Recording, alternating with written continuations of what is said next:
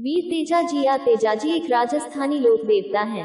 उन्हें शिव के प्रमुख 11 अवतारों में से एक माना जाता है और पूरे राजस्थान, ग्रामीण और शहरी में एक देवता के रूप में पूजा जाता है।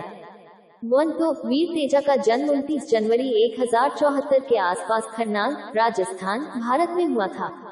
उनके माता पिता रामकुमारी और ताहर जाट थे। किंवदंती है कि तेजा की मृत्यु 1103 में हुई थी।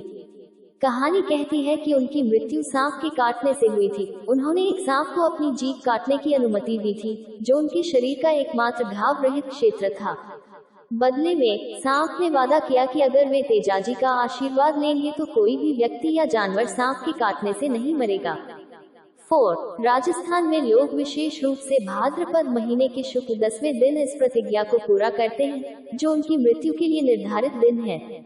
4. मानव विज्ञानियों का कहना है कि तेजाजी अनुयायी संप्रदाय नायक है, जिसमें जाति व्यवस्था के खिलाफ विरोध का एक तत्व शामिल है। उनकी माता का नाम रामकुमारी था। तेजाजी के माता और पिता भगवान शिव के उपासक थे।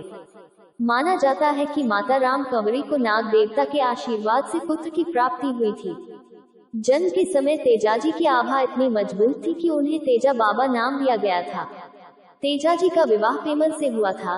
रायमल जी मुथा की पुत्री थी, जो गांव फनेर के प्रमुख थे। पेमल का जन्म बुद्ध पूर्णिमा विक्रम स 1131 1074 को हुआ था।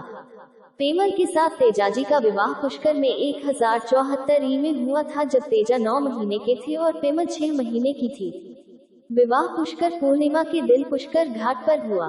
पेमल के मामा का नाम खाजू काला था, जो धुलिया परिवार से दुश्मनी रखता था और इस रिश्ते के पक्ष में नहीं था। खाजू काला और ताहर देव के बीच विवाद पैदा हो गया। खाजा काला इतना क्रूर हो गया कि उसने उसे मारने के लिए ताहर देव पर हमला कर दिया। अपनी और अपने परिवार की रक्षा के लिए ताहर देव को तलवार से खाजू काला को मारना पड़ा।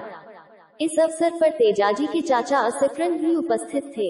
ये घटना पेमल की मां को ठीक नहीं लगी, जो अब ताहर देव और उसके परिवार से बदला लेना चाहती थी।